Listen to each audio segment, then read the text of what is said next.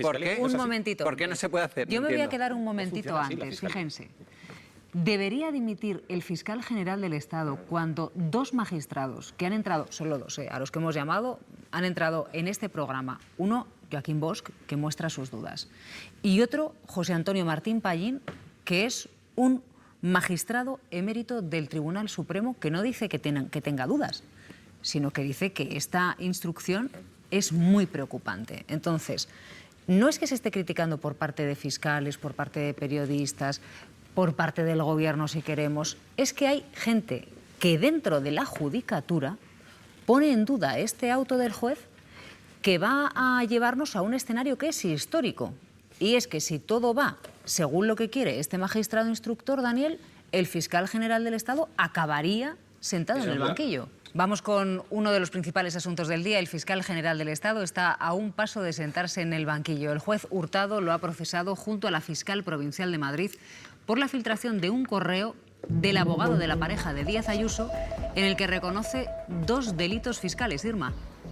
Sí, eso es. Hurtado hace un relato de los hechos en el que dice que fue el fiscal general del Estado, Álvaro García Ortiz, quien filtró ese correo a la cadena SER y que quien se lo hizo llegar fue la fiscal provincial de Madrid, Pilar Rodríguez. Dice que esa filtración se hizo siguiendo las indicaciones de Presidencia, que tenía interés en utilizar políticamente contra Isabel Díaz Ayuso esa información. Eso lo dice casi en los primeros párrafos de ese auto que hemos conocido en las últimas horas. Dice que aprovecharon un bulo que publicó el diario El Mundo, que él en el auto califica como información, en el que se aseguraba que había sido la Fiscalía quien había ofrecido un pacto a González Amador. Tras esa publicación, dice el juez que se inició un intercambio frenético de comunicaciones entre diversos fiscales que culminaron en esa filtración. Además, en el auto dice Hurtado que esa cuestión, la de quién ofreció el pacto a quién, era poco relevante, que tenía escasa relevancia. De todo esto, Hurtado no tiene pruebas, pero sí indicios, unos indicios que dice que son lo bastante sólidos como para proponer juzgar a ambos fiscales por un delito de revelación de secretos, y son indicios que se sustentan en informes de la UCO sobre el teléfono móvil de la fiscal Pilar Rodríguez y también sobre el teléfono móvil del ex líder socialista madrileño Juan Lobato, y también sobre las declaraciones que han prestado aquí algunos testigos. Eso sí, el juez en el auto ha desechado otras declaraciones a las que no da veracidad, como las de los periodistas que declararon ante el juez que habían tenido acceso a ese correo horas antes que el fiscal. El juez Hurtado cierra la investigación convencido de que hay indicios suficientes para sentar al fiscal general en el banquillo. Señor fiscal, por favor, ¿piensa dimitir? No es su intención y siendo fiscal general tampoco es obligatorio. Si no lo fuera, sí debería. El juez del Supremo dice que García Ortiz habría revelado secretos sensibles para un ciudadano, un mensaje del novio de Ayuso admitiendo 2 delitos tributarios y que eso estaba sujeto a estricta confidencialidad. ¿Valora la dimisión? Y una gran novedad, por primera vez dice que todo se hizo por indicación de la presidencia del gobierno. Ninguna comunicación lo prueba, se basa en indicios para decir que Pilar Sánchez Acera, cuando trabajaba en la Moncloa, ya manejaba los mensajes para utilizarlos contra Isabel Díaz Ayuso. Se los envió al líder socialista de Madrid y Lobato los utilizó. La prueba de la mentira, el reconocimiento de que sí hubo delitos y que por lo tanto usted mintió.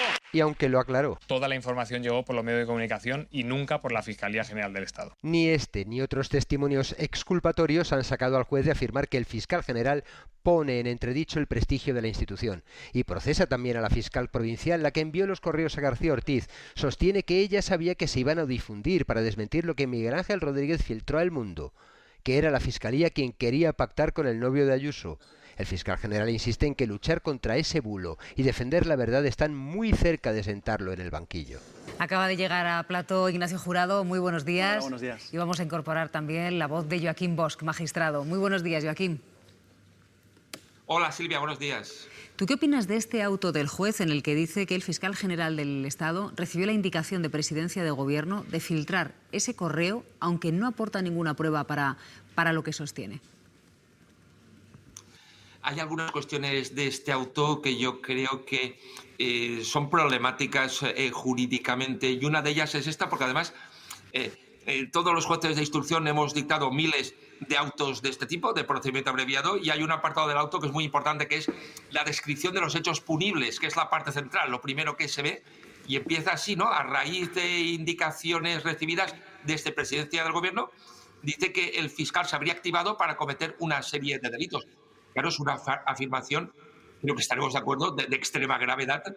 Si fuera así, si esto ocurrió, es lógico preguntarse el magistrado instructor por qué llega a esas conclusiones, a partir de qué datos, cómo motiva, ¿no?, esa apreciación suya, porque claro, se pueden exigir responsabilidades políticas o penales al presidente del Gobierno, al ministro de la Presidencia, a quien sea que haya activado al fiscal general para cometer un delito, pero lo cierto es que esto está al principio del auto y cuando llegas al final, claro, hay cierta sorpresa en el sentido de que uno no ve dónde está esa explicación judicial de en qué se basa para considerar que el fiscal general se activa porque es el Gobierno el que lo activa, porque es el que le indica que tiene que actuar. Y creo que es un tema de especial entidad en la resolución. De hecho, comprensiblemente, es lo que han titulado gran parte de los medios al reflejar el auto, y además es que está en un espacio, como decía, central de la resolución, al principio de la descripción de hechos punibles,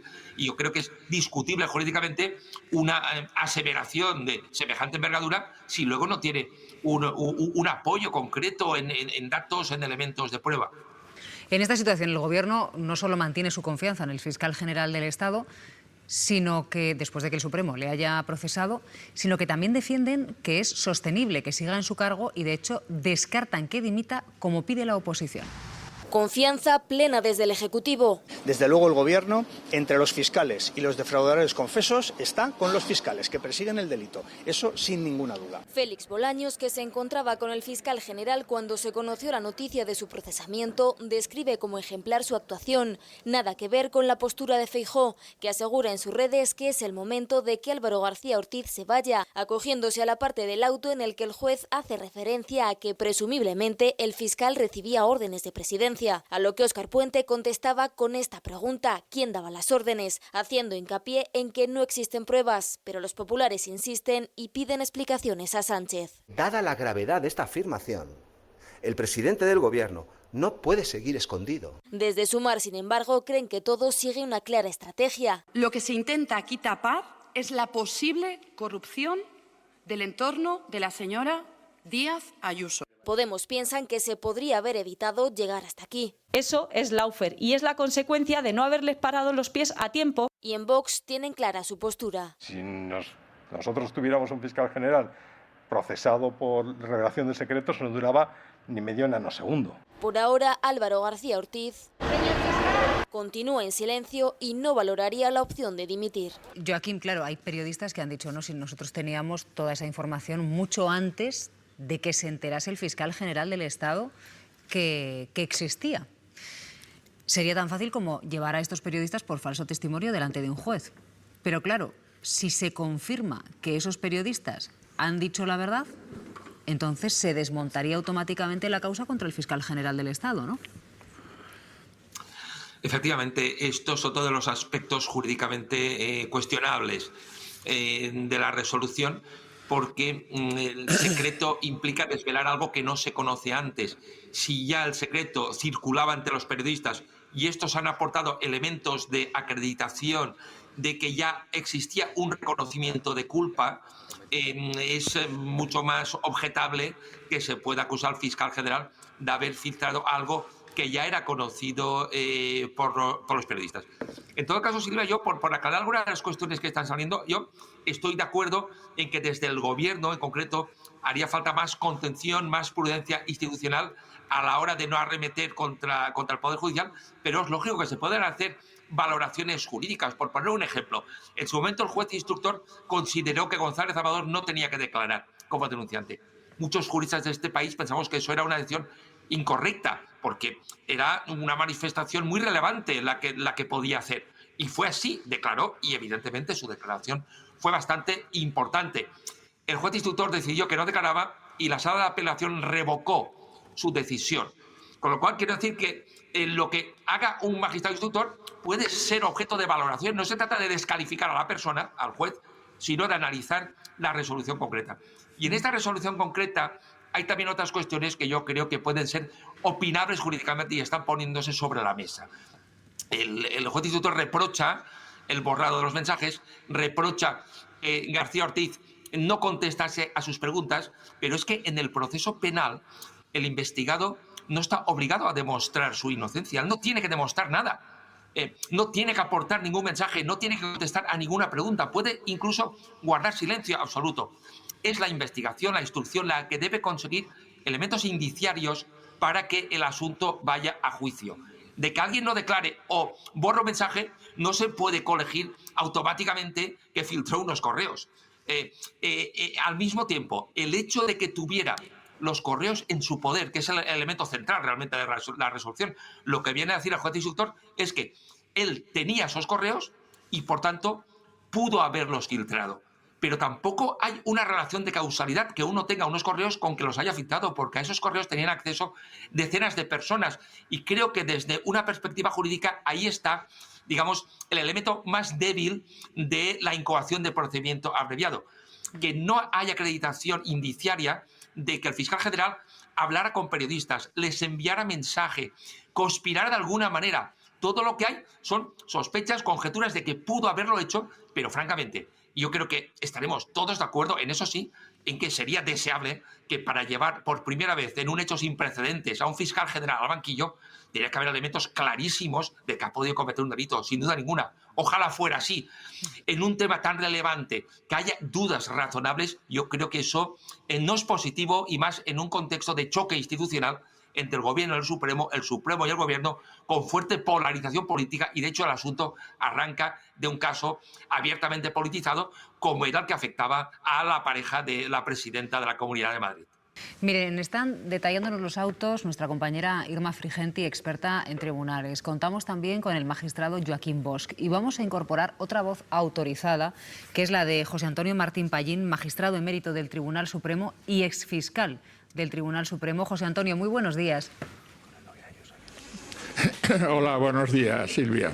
¿A ti qué te parece este auto del juez Hurtado en el que dice que Presidencia del Gobierno indicó al fiscal general del Estado que tenía que filtrar ese correo, pero para lo que no aporta ninguna prueba? Bueno, si me permites, antes he estado efectivamente 20 y tantos años en el Ministerio Fiscal, 5 años en la Secretaría Técnica de la Fiscalía General del Estado y otros tantos años en el Tribunal Supremo. Me parece un auto absolutamente preocupante porque los autos se justifican por su redacción, no porque el que los redacta sea magistrado del Supremo o que sea juez de Vitigudino. No, hay que leerse los autos y saber si tienen una mínima consistencia jurídica y demuestran profesionalidad. Basta con leer las 3 líneas y media iniciales, hablo de ellas ya reiteradamente, y me vas a permitir leerlas. A raíz de indicaciones recibidas de Presidencia del Gobierno y aprovechando información publicada en el diario El Mundo a las 21:29 del 13 de marzo, el 14 en papel, de 2024, titulada «La Fiscalía hace a la pareja de Ayuso un pacto para que admita los delitos fiscales». Este preámbulo ya tiene un vicio que demuestra una normalidad jurídica preocupante, porque si un juez dice que una persona actúa por indicaciones, por lo que llamamos inducción en el derecho penal, otros más elegantes le llaman autores intelectuales, pues eso es un delito. Por Dios, váyase usted y averigüe quién ha sido, porque él es el inductor, según está diciendo usted. Segundo, la nota que publica El Mundo, emanada, por cierto, del gabinete de un ciudadano particular. Yo, la verdad, he sido funcionario y no creo que haya ningún ciudadano particular que tenga un gabinete, pero bueno, aquí ya nada nos llama la atención. Y esa nota la cercena de manera grave y creo que no se ha comentado, porque la nota no dice algo que es absolutamente impropio de alguien que conoce los entresijos de la Fiscalía. Los fiscales nunca, y repito, nunca nos dirigimos a los abogados pidiendo conformidades. Es lógicamente al revés. Los abogados solicitan conformidades de la Fiscalía. Y segundo, que cercenan lo más grave y que es lo que dio lugar a esa reacción frenética, según esos agentes de la UCO que lo toma el juez Hurtado como palabra de Dios, es que dice, y la Fiscalía, el fiscal general del Estado, se opuso a la conformidad. Y esto lo cercena deliberadamente el juez Hurtado, no el Poder Judicial, ¿eh? No empecemos a enmarallar. Es el juez Hurtado. El Poder Judicial son 5.400 jueces y juezas que la mayoría, vamos, la inmensa mayoría hacen su labor con gran dedicación y trabajo. Por tanto, es el juez Hurtado el que cercena voluntariamente, lo que da lugar a la reacción del fiscal. Estoy convencido, yo estaría, si estuviera en la Secretaría Técnica, estoy convencido de que si solamente se hace referencia a que ha sido el fiscal el que se ha dirigido, al fiscal general del Estado le tendría sin cuidado. José Pero Antonio. claro, si te acusan de que te has opuesto a una conformidad, la cosa es grave y hay que reaccionar. No, si ya mal empezamos si el juez llama información a lo que es un bulo del diario El Mundo, que es por lo que comienza todo este caso. Claro, José Antonio, otro de los puntos, digamos, más sorprendente de este auto del juez Hurtado es cuando rechaza las declaraciones de los periodistas, entre ellos la de Miguel Ángel Campos, de la cadena SER, en la que dice que él tenía la información mucho antes de que el fiscal general del Estado, claro, se enterase de que esa información existía. Bueno, y más grave, lo rechaza porque sí, porque dice que no les quiere creer, con lo cual, evidentemente, ya está denotando tener una actitud predeterminada. Pero hay algo mucho más grave que no se ha comentado, que es la entrada y registro en la Fiscalía General del Estado. Esto es gravísimo. La Fiscalía General del Estado, si el señor Hurtado se lee el estatuto del Ministerio Fiscal, es un órgano de relevancia constitucional. Por primera vez en nuestra historia constitucional está integrado dentro del título del Poder Judicial. Se trataba para perseguir una filtración, un dime y direte en que quien pidió la conformidad acuerda una decisión absolutamente desproporcionada e ilegal. Y por tanto, la Constitución dice que los jueces son responsables, son independientes, pero son responsables. Esto produjo una conmoción política incluso en el extranjero.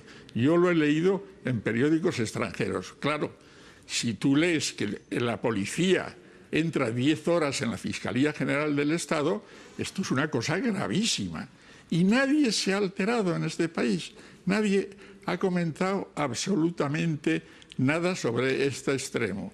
Y después, pues ya de una forma verdaderamente sorprendente, llega a la conclusión y, si se lee bien, admite a regañadientes, no le queda más remedio, de que la nota de 8 puntos, que es la que se redacta frenéticamente a partir de las 21 a 29 horas de la noche del día 13, y que yo hubiera participado si hubiera estado en la Fiscalía, en esa nota se revelan parcialmente datos también de los correos, y el Tribunal Supremo, al admitir las querellas, dice que la nota no es constitutiva de delito. Entonces, por favor, aquí no se está atacando al Poder Judicial, ya está bien de manipular. Se está atacando a un juez que se ha vulnerado una a una todas las previsiones jurisdiccionales, y esto según el artículo 418 de la Ley Orgánica del Poder Judicial es una falta muy grave. Vamos a ver qué hace, si es que hace algo, el Consejo General del Poder Judicial. Y, no sé si me lo vas a preguntar después, yo no hubiera dimitido. Hace ya un tiempo, recuerdo en el programa de Xavi Forces, yo dije, si esto pasa en Francia, en Italia o en cualquier otro país, el fiscal seguramente o yo hubiera dimitido. Viendo el triángulo de las Bermudas, Begoña, fiscal general, hermano del presidente, bueno, parece que alguien está haciendo mucho. Yo no dimitiría y iría a juicio y a ver cómo se saca de encima una resolución, una sentencia será el Tribunal Supremo condenatoria. Creo que le va a ser bastante difícil. Me gustaría preguntarte, Joaquín, ¿en qué punto estamos del caso del fiscal general del Estado? Porque, al parecer ahora, Joaquín, todavía el fiscal podría presentar un recurso que no sé si contribuiría a paralizar la causa o qué consecuencias tendría.